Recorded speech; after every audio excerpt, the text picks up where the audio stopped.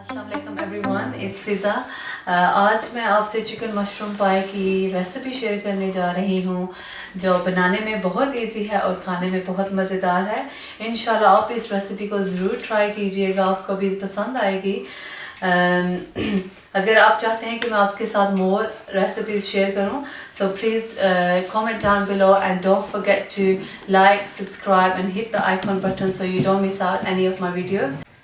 So ingredients you need is this 1 kg chicken boneless, इसको छोटे pieces आप करवा लें, 340 grams mushrooms, 2 green chilies, 1 teaspoon of paprika powder, 1 teaspoon of oregano, 1 teaspoon of black pepper, 1 tablespoon of salt, 1 chopped onion, 1 tin of double cream, and 2 puff pastries and 1 egg you need. Okay, अब हम chicken mushroom पाई को cook करने जा रहे हैं। So enjoy rest of the video.